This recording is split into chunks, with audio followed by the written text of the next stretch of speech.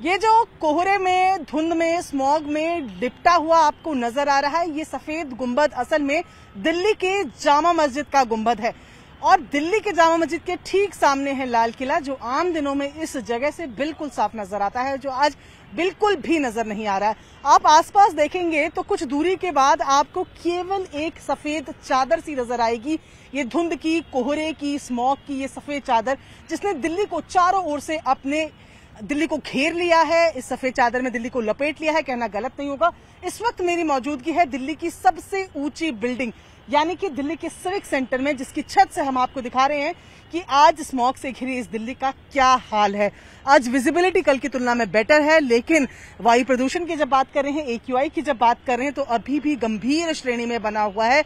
इसका अंदाजा आप लगाइए कि आपको ये जो सफेदी पूरी नजर आ रही है, ये प्रदूषण है जो दिल्ली के आसमान पर टिका हुआ है, जो लोगों का जीना मुहाल किए हुए है।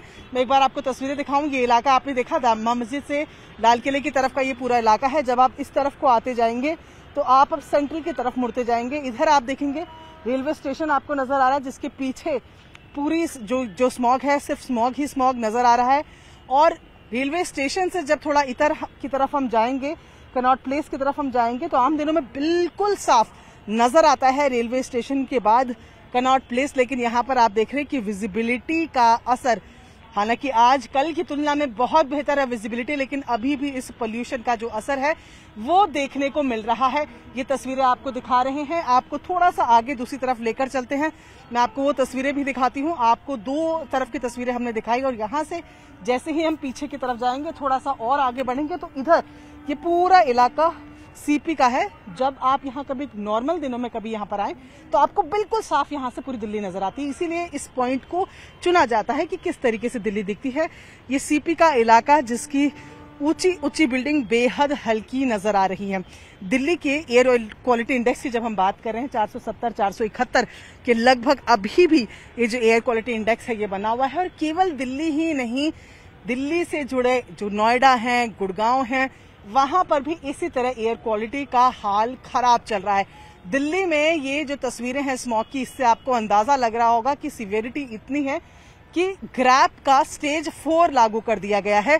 यानी कि ऐसे कई कड़े नियमों को लागू किया गया है जिससे प्रदूषण पर थोड़ी सी सख्ती बढ़ती जाए, थोड़ा सा कंट्रोल हो। GRAP 4 की जब हम बात करते हैं तो किसी भी तरीके का कंस्ट्रक्शन, डिस्ट्रक्शन अब पूरी तरीके से बैन है। पहले कहा गया था कि नॉन एसेंशियल कंस्ट्रक्शंस जो होंगे वो बंद है। आपको देखिए, आप साथ साथ एक बार तस्वीर देखते चलें।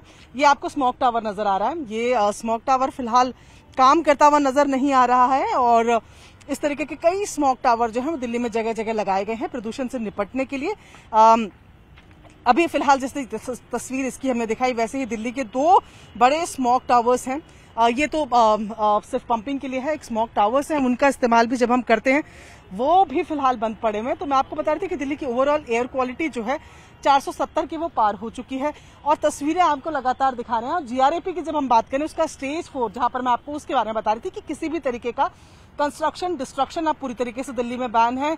कुल मिलाकर पहले ये कहा गया था कि नॉन एसेंशियल जो कंस्ट्रक्शन है, डिस्ट्रक्शन है, उनको बैन किया गया है, लेकिन अब ये पूरी तरीके से बैन कर दिया गया है। इसके साथ ही डीजल के जो वाहन हैं, अगर एसेंशियल कमोडिटी नहीं है तो उनकी एंट्री दिल्ली में बैन है। इसके अलावा जो दिल्ली में चल रहे वाहन हैं उन पर भी सख्ती की बात की गई है। इसके अलावा स्कूलों के हमने देखा है कि 10th तक के स्कूलों को बंद करके ऑनलाइन मोड में शिफ्ट किया गया है। और साथ ही साथ CAQM ने तो ये तक सजेस्ट कर दिया है कि दिल्ली में ऑड इवन को लागू करने का भी सुझाव उन्होंने दिया है। साथ ही दिल्ली NCR की सरकारों को ये भी सुझाव दिया है कि 50% स्ट्रेंथ पर वो काम करें, यानी बाकी लोगों को वर्क फ्रॉम होम दे, जिससे कि दिल्ली में कम से कम वाहनों से आने वाले प्रदूषण से थोड़ी राहत मिले। अब जैसे ये देखें आप, ये पूरी रोड जो आपको नजर आ रही है, जो ये बिल्कुल पिन पॉइंट बना हुआ है, ये पुरानी दिल्ली और CP और ITO से आने वाले रास्ते का ये पूरा मैं आपको ये ट्रैफिक फिलहाल दिखा रही हूँ। तो ऐसे में ये भी कोशिश की गई है, ये भी सुझाव दिया गया है कि वर्क फ्रॉम होम को रखें, जिससे कि जो कारक है प्रदूषण के, जिनमें व्हीकुलर पोल्यूशन भी एक है और जिस तरीके की हवा बनी हुई है, उसमें थोड़ी सी राहत मिले। देखिए, जिस तरीके के हालात हैं उसको लेकर डॉक्टर्स का साफ तौर पर कहना है कि बिना N95 मास्क, जिस तरीके का मास्क मैंने पहना है, इसके बिना घर से बाहर निकलना ही नहीं है। बेहद जरूरी काम ना हो तो घर से बाहर ना निकलें। सुबह की वॉक, शाम की वॉक, बच्चों का प्ले टाइम सब कुछ बंद करके रखना है, क्योंकि इस तरीके की जहरीली हवा में आप और आपका परिवार जो है वो सांस ले रहे हैं। किसी तरीके से हालात जो है वो फिलहाल बेहतर हुए नजर नहीं आ रहे हैं। सरकारों की मीटिंग पर मीटिंग जारी है, लेकिन किसी भी तरीके का कोई असर मौसम पर कम से कम और जिस तरीके का प्रदूषण बना हुआ है उस पर होते हुए नहीं दिख रहा। ये दिल्ली की सबसे ऊंची बिल्डिंग से हम पूरी दिल्ली की तस्वीर आपको दिखा रहे हैं कि किस तरीके से दिल्ली के ऊपर ये प्रदूषण की चादर साफ नजर आती है, और 5 दिनों के बाद भी बहुत ज्यादा चेंजेस होते हुए नजर नहीं आ रहे। आज मौसम खुला हुआ है, इसकी वजह से विजिबिलिटी थोड़ी सी बेटर जरूर है, लेकिन जो हवा है वो जहरीली है, बेहद जहरीली है। ऐसे में डॉक्टर्स, एक्सपर्ट साफ तौर पर कहते हैं कि एस्मा के पेशेंट्स, हार्ट के पेशेंट्स, जिनको सांस से जुड़ी बीमारियां हैं, उनको बाहर ही नहीं निकलना चाहिए। बेहद जरूरी हो तो इस तरीके के मास्क पहन के निकले। घर जाते ही अपने हाथ, अपने मुंह, अपने नाक और अपनी आंख को साफ करें, धोएं।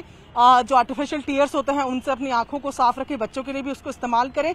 ये कुछ प्रिकॉशंस है जो आप ले सकते हैं, लेकिन घर से बाहर निकलना इस जहरीली हवा में आपके लिए, आपके परिवार के लिए बेहद खतरनाक साबित हो सकता है। सरकार लगातार दावे कर रही है कि प्रदूषण को कंट्रोल करने के लिए सरकारों से बातचीत हो रही है। पहले ये कहा गया कि पराली की वजह से ये धुआं आ रहा है, अब उसको लेकर पराली एक कारण है, वेहिकुलर पोल्यूशन एक कारण है, जो डस्टिंग होती है वो एक कारण है। तो सभी को कर्ब करने की कोशिश की जा रही है, सरकार दावे तो कर रही है, लेकिन फिलहाल तस्वीरों में जैसे मैं आपको दिखा रही हूँ, ये सीपी की तस्वीर जो आपको बिल्कुल हेजी नजर आ रही है, बिल्कुल धुंधली नजर आ रही है। और यहाँ से खिसकते खिसकते जैसे जैसे हम रेलवे स्टेशन की तरफ बढ़ते जाएंगे, ये तस्वीरें धुंधली होती जा रही है। पीछे आपको कोई हिस्सा नजर नहीं आएगा। जब हम आम दिनों में इस बिल्डिंग पर आते हैं तो तकरीबन पूरी दिल्ली यहाँ से साफ नजर आती है, जो आज केवल सफेद धुंधली चादर में लिपटी हुई नजर आ रही है।